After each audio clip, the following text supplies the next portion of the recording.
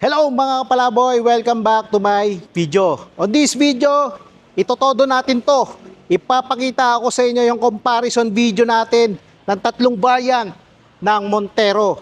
Meron tayo ditong 2025 Montero GLX manual, yung kulay black, jet black mica po. Sa kabilang side ko naman, meron tayong 2025 Montero GLS 4x2 automatic transmission. At yung nasa likod ko naman, ito yung top of the line natin sa 4x2. 2025 Montero Black Series 4x2 automatic transmission.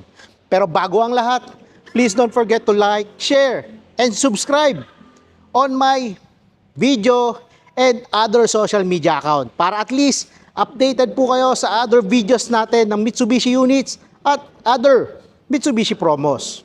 Mga kapalaboy, ipapakita ko muna sa inyo yung susi ng ating mga Montero variants. Umpisaan ko sa GLX manual. Ayan yung susi ng ating Montero GLX manual, keyless entry siya. At kailangan susian pa natin yung sa manibela para ma-start natin yung makina. At yung ipapakita ko naman, ito naman yung sa GLS automatic transmission natin. At yung susunod na ipapakita ko, ito naman yung sa Montero Black Series. Yung pinagkaiba ng dalawang susi na to, si Montero GLS, wala po siyang pang open ng tailgate. Etong si Montero Black Series, ayan, meron siyang pang open ng tailgate. Ngayon guys, ipapakita ko sa inyo yung itsura niya kapag in-unlock natin unit. Pero bago ang lahat, kung napapansin nyo, lahat ng side mirrors ng ating mga Montero, lahat nakatiklop yan.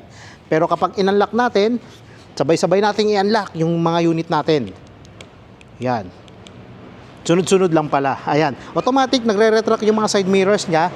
Pero kung napapansin nyo sa ilaw, si GLX manual, nakailaw lang yung position lamps niya sa headlight.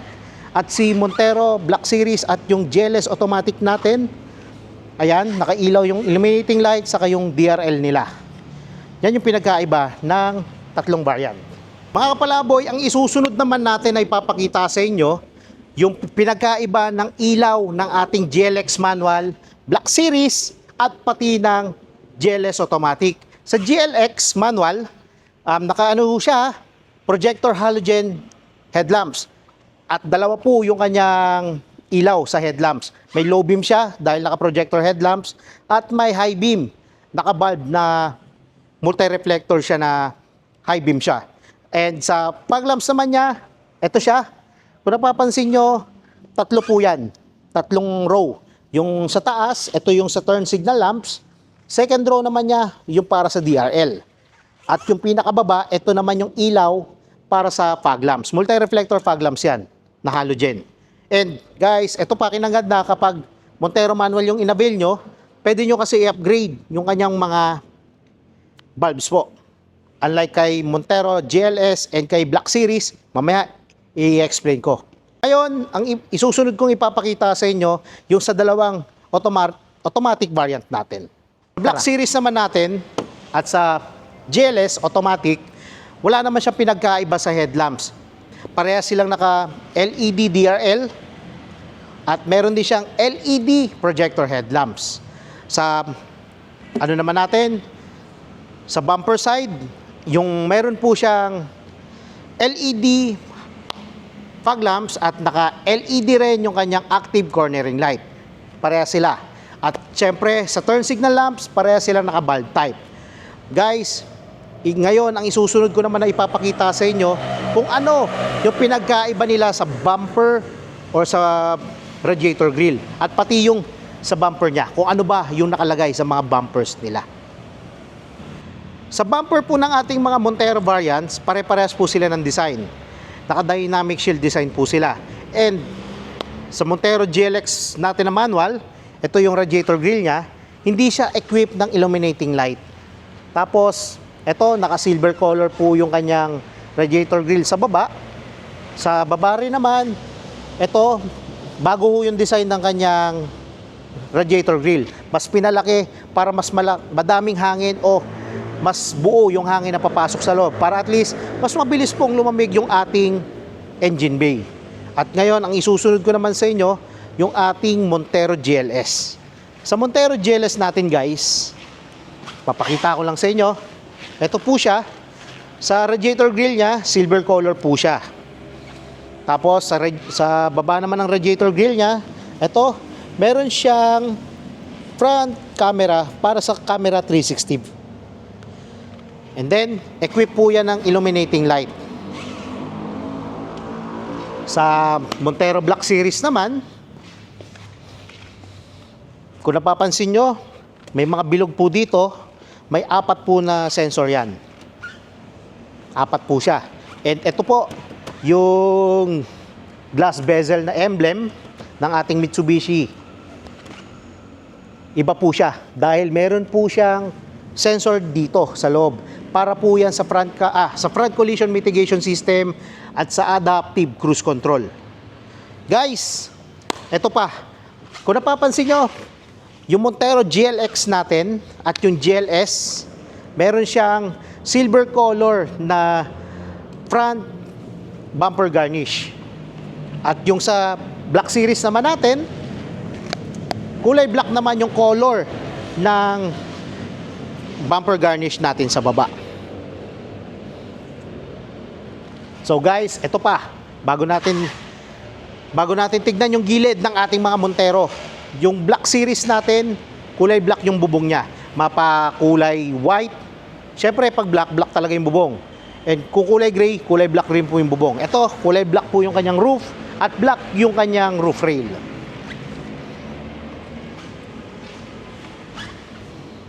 Ayan. Napakaganda, napaka-aggressive tignan ng ating Black Series. Sa kabilang side naman, sa GLS, silver color po yung kanyang roof rail. Ayan. Ngayon, mga kapalaboy, papasukin natin yung mga Montero natin. Papakita ko sa inyo yung loob, kung ano ba yung pinagkaiba nila. Pero bago natin pala pasukin yan, ipapakita ko muna sa inyo yung pinagkaiba ng mga gulong neto. Guys, hindi na natin pupuntahan yung Montero, yung GLX manual dahil yung gulong ng ating GLX manual at ng GLS automatic, pareha silang kulay silver at 18-inch yung alloy rims. Unlike kay Montero Black Series, kulay black po yung kanyang 18-inch alloy rims. Guys, lahat ng preno ng ating Montero, naka-ano po siya, disc brakes po, harap at yung likod, mapa manual or automatic. And sa gilid din, kung mapapansin nyo, ito, papakita ko lang, sa side mirrors, si GLS at GLX, chrome-plated po yung kanyang side mirror at yung door handles. Pero si Black Series, black painted po yung kanyang side mirror cover at yung kanyang door handles. Tapos, pupuntahan muna natin yung likod. Wait lang, punta muna tayo sa likod. Napakabait talaga ng camera woman ko. Thank you. Thank you sa maganda kong asawa at napakabait kong asawa. Guys, ito, nasa likod tayo ng ating Montero. Montero GLS at yung Montero GLX natin na manual, wala ho silang equipped na spoiler. Pero ito, si Black Series, meron siyang black na spoiler. Pero sa likod natin, bago natin pasukin tong unit na to, ipapakita ko lang sa inyo yung likod niya. Sa bumper garnish, pareha silang silver color kapag manual and yung automatic. Kapag kay Black Series kasi, kulay black yung kanyang bumper garnish sa baba. Yung tailgate nila parehas, naka chrome plated, pero si Black Series, kulay black yung paint ng ating tailgate. And ngayon, papakita ko sa inyo kung paano babuksan yung tailgate ng ating Montero Black Series. Guys, ipapakita ko muna sa inyo yung likod ng ating mga Montero variants. Papailawin ko lang muna yung mga ilaw niya sa likod. Ayan. Equip po yan lahat ng Montero variants natin ng combination ng LED sa bulb na tail lamps. Ngayon, kung bubuksan natin, si GLS automatic at si GLX manual, pareha silang manual na bubuksan. Ito, kailangan natin manual na iangat at manual din natin yan ibababa. Yung sa Montero GLS automatic at yung GLX manual. Ayan. Pero kapag kay Black Series, pipindutin ko lang yung button dito o kaya mag-aano ako dito sa gilid. Ayan po. Wala akong pinindot. Nag-angat siya. Pero kung gusto kong ibaba yan, pwede kong pindutin dito sa remote.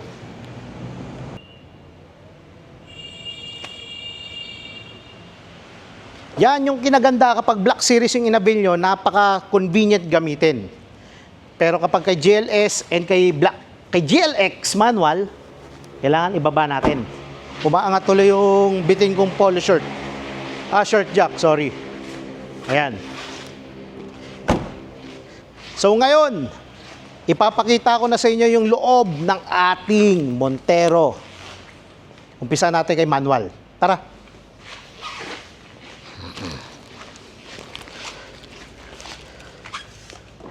Sa manual natin, sa GLX manual, kung napapansin nyo, fabric po yung kanyang mga sidings. Kasi fabric din yung ating seat material. Sa features ng ating GLX, equipped siya ng dalawang airbag. Meron siyang airbag dito sa front driver side at meron siyang airbag sa front passenger side. Yung upuan niya, naka-mano-mano po na i-adjust natin. Guys, ito, si manual transmission, kailangan natin susian para ma-start natin yung makina. Pero hindi ko na lang muna i-start yung engine, ipa-power on ko na lang po yung mga accessories niya. Ayan. Guys, Montero manual natin, equip po yan ng 3-spoke na steering wheel. And meron siyang controls dito para sa audio steering remote. At meron siyang control sa kabilang side para naman sa cruise control. Yan. Sa aircon control, naka single zone automatic climate control po siya. At meron siyang control dito para ma-on or ma-off natin yung aircon sa likod. And sa transmission, naka 6-speed manual transmission yung ating Montero GLX manual. Guys, sa meter cluster or sa multi-information display, ipapakita ko lang muna. Ito po siya, ito yung makikita nyo. Naka high contrast po siya ng multi-information display. At pwede natin yan baguhin. Dahil bukas po yung kanyang pintuan. Ayan. Yan po yung mga pwede natin i-browse sa multi-information display niya. Sa radyo naman natin, pwede tayong mag-play ng AM, FM, mag-connect ng Bluetooth, o di kaya mag-connect tayo ng USB.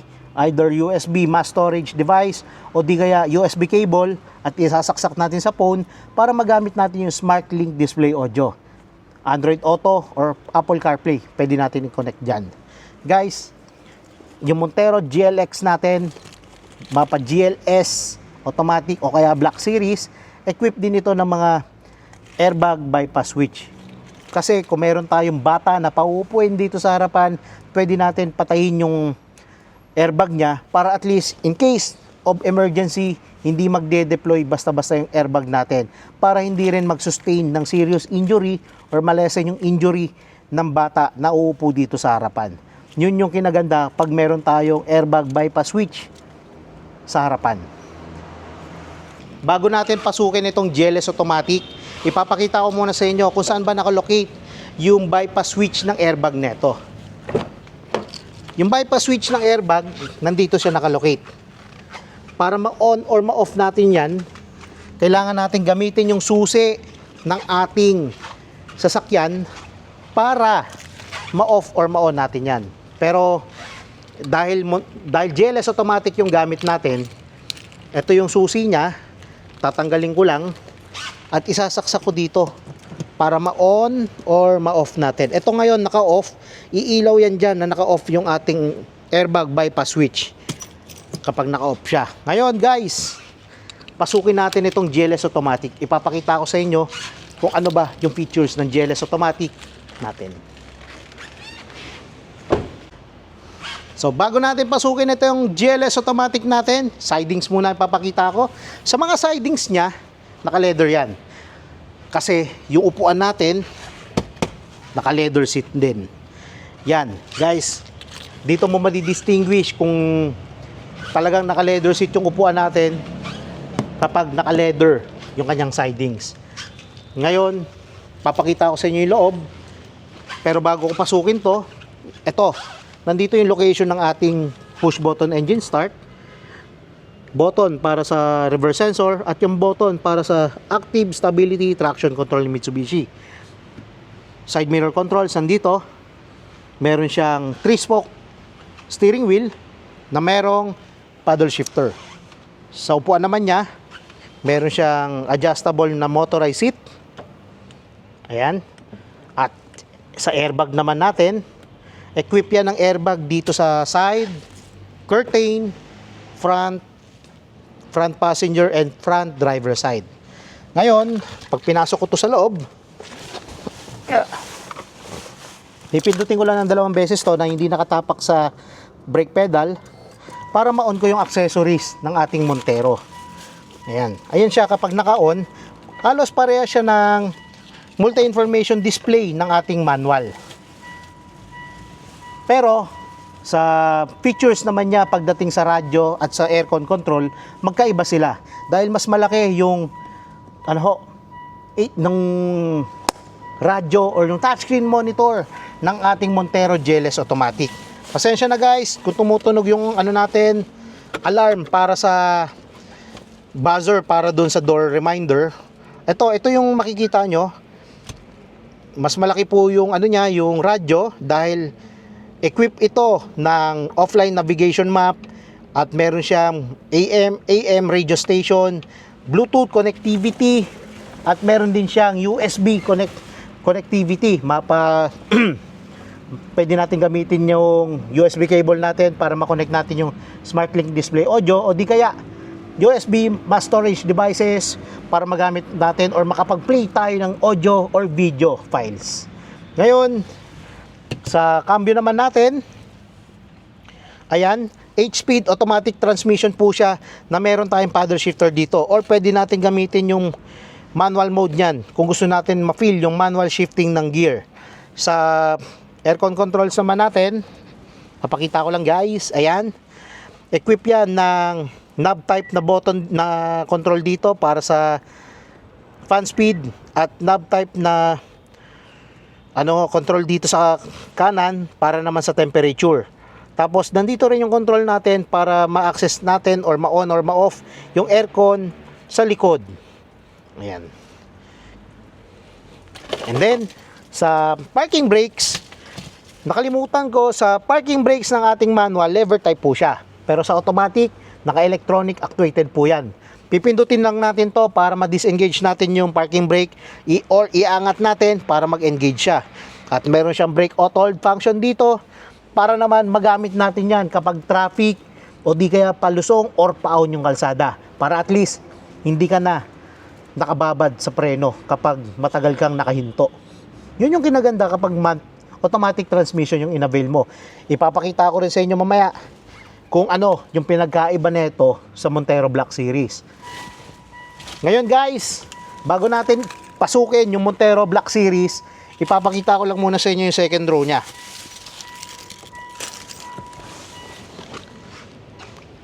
Guys, kita nyo, pawis na pawis ako. Kahit gabi kasi dito sa warehouse namin sa taas, mainit.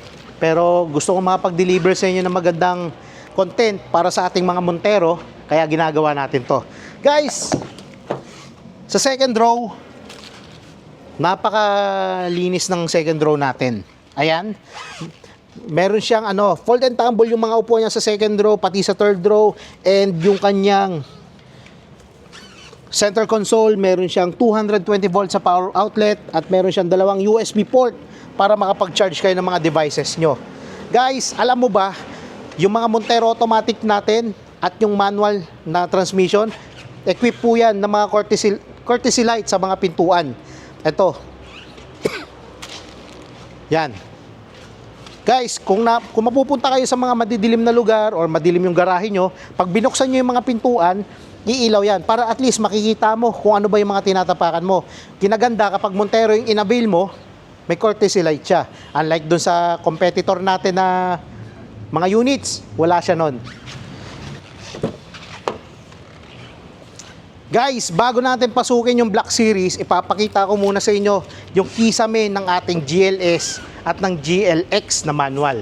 Sa GLS automatic and yung GLX manual natin, ito siya, gray yung kulay ng ating ceiling. Tapos, yung sidings or yung pillar niya, yan yung kulay. Tapos, kapag Black Series naman, papakita ko lang sa inyo. Kulay black. Hindi siya dumihin. Napaka-aggressive talaga tignan kahit sa loob ng ating GLX, ng ating Black Series. So ngayon sa sidings ng ating Black Series, ito yung kulay niya. May pagka-reddish siya or maroon yung kulay. Dahil yung kanyang upuan, halos ganun din po yung kulay. Naka-genuine leather seat din yan. Tapos, papailawin ko lang yung ilaw sa loob. Guys, sa loob, ito papakita ko lang black color, madilim siya kasi madilim din dito. Ayun. And sa multi-information display, papakita ko muna. Ayan, napakaganda ng multi-information display. Meron siyang 8-inch na LCD multi-information display. Nako, refuel na tayo ngayon. 10 liter na lang yung gumagana, guys. Ayan, ito yung multi-information display niya. Napakadaling gamitin or madaling basahin. Dahil nandito makikita nyo yung tachometer reading and yung speedometer natin. Pwede natin gawin digital yung speedometer niya or pwede natin baguhin yung interface niyan. Depende sa gagamit ng unit na to. And sa radio, pareha sila ng radyo ng ating GLS automatic. Same size, same specs. Pero sa aircon controls, pinagkaiba ng dalawa, naka dual zone auto climate control with Nano X technology. Guys, yung Nano X technology natin, inadapt niya yung technology ni Panasonic. Dahil si Panasonic naka Nano X technology, ginagamit to para mapatay natin yung mga bacteria na nagpo-produce ng pollutants, molds, and other bad ions. Kaya pag Black Series yung inabil nyo, yung hangin sa loob talagang pinupurify niya. And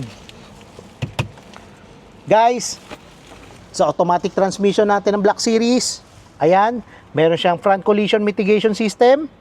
Ito yung control, pwede nating set ng near, mid, or far. Tapos, equip din ito ng adaptive cruise control.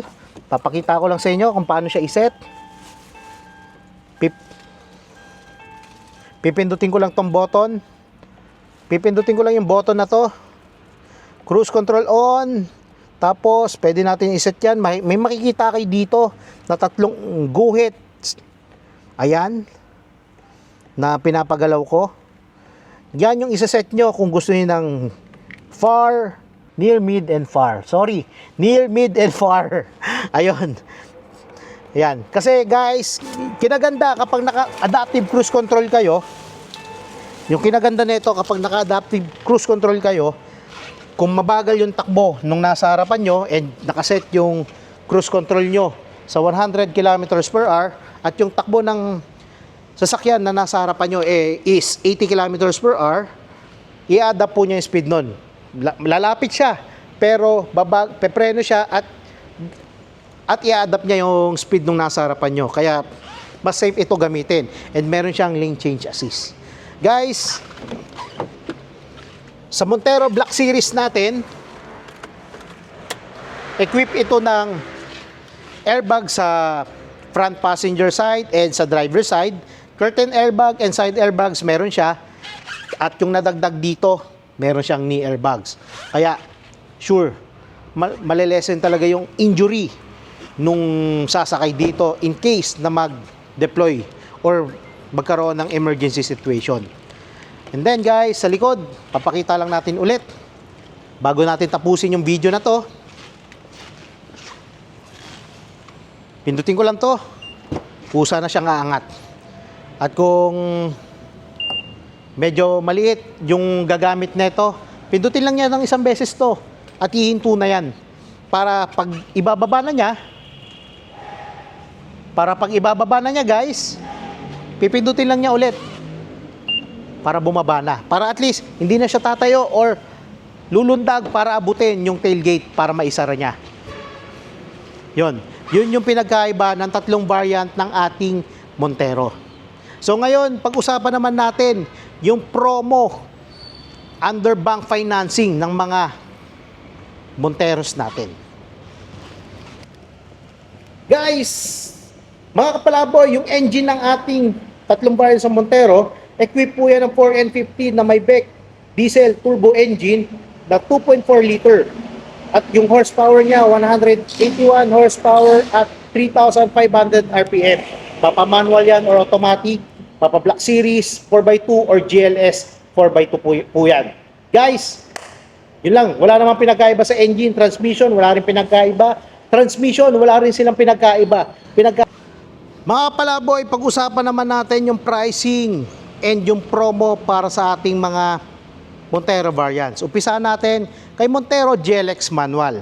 Ang SRP ng ating Montero GLX Manual, 1,568,000. May promo tayo dito under bank financing transaction. Naka-zero down payment siya kapag naaprubahan tayo under kay BPI, BDO, or RCBC. Then, magbibigay ako ng mga exclusive freebies dito. Bibigyan ko kayo ng dalawang option. Option 1, GT look. At yung option 2 natin, Black Series look naman. Ngayon, ang isusunod natin, ito medyo sariwa pa. Bagong-bagong promo lang. Kanina lang namin binigay ito. Sa ating 2025 na Montero GLS 4x2 automatic transmission, meron tayo ditong unit price na 1,899,000 at ang kanyang lowest down payment offer under BDO or BPI o di kaya RCBC, nasa 69,000 lang yung down payment at meron pa siyang free 1 month. At yung mga exclusive freebies niya, dalawang option tayo. Option 1, GT look. Option 2, Black Series look. At ang huli, kay Montero Black Series naman, na 4x2 automatic transmission, ang SRP niya, 2,162,000. At ang kanyang lowest down payment offer under BDO, BPI, or RCBC ay 167,000. Hindi mawawala yung mga exclusive freebies dyan. At gawin nyo lang, PM nyo lang ako para sa mga exclusive freebies.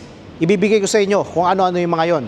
And guys, by the way, kung meron ho kayong mga inquiries or questions regarding sa ating mga Montero or Expander, Triton, o di kaya L300, mag-message lang kayo sa number na naka-indicate dito sa screen. O di kaya tumawag kayo sa aking social media account na ilalagay ko naman sa description sa aking video. At ngayon, bago natin tapusin to, maraming salamat po sa mga nag-purchase ng unit sa akin at kay Christine ngayong buwan ng May. At sa mga i-release pa natin ngayong buwan ng May, antayin nyo, hahabol pa rin tayo dahil kota na tayo at may madadagdag pa tayo mga clients. Yung iba nating clients guys, galing pa ng Visayas. At yung i-release natin, na isusunod kong i-release, ay galing pa ng Masbate. Maraming salamat sa Ramos family na galing pang Masbate. At bago ko tapusin to, tawag lang kayo sa number na naka-indicate sa screen. At sana kayo naman yung maging next Mitsubishi client namin ngayong buwan ng May at sa mga susunod pa mga buwan. Kita kids, mga kapalaboy!